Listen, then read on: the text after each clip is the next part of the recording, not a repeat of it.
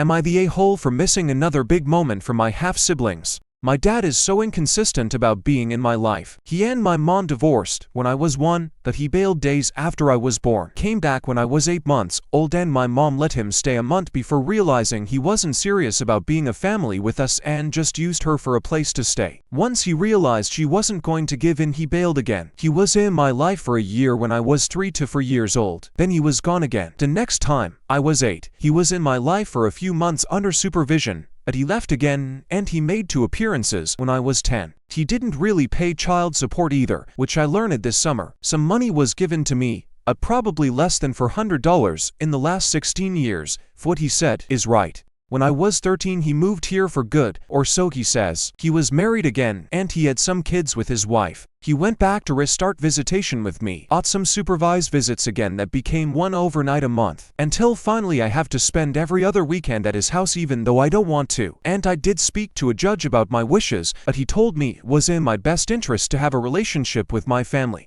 I really don't like being there, and I try to only sleep in the bed I have at his house. I never take anything I care about, and I don't have the room personalized or anything. The thing about all this is my dad and his wife encourage their kids to spend time with me and engage with me. They like having me there, and they told me before they wish I'd spend more time there and with them. The kids did nothing wrong, but I don't want to focus on a relationship with them. I feel nothing for them, but it's expected that I'd be there for the big moments in their lives, not just by their parents, but my dad's parents, who I don't know outside of some of the time I spent with him. Also feel like I need to be a good brother, and they expect me to take the role seriously, which I find crazy, since I don't know any of these people all that much, and I don't want to. If it's not my dad's weekends, I do miss the big stuff, and I don't try to be there for them. I got invited to go trick or treating with them on Halloween. I said no. I got a reply back that they really wanted me to come. I didn't, and I got sent so many texts from my dad's phone and phones that I assume are his wife's and his parents, claiming I'm for missing another big moment for my half-siblings. I blocked the others, but dad's number is still doing this.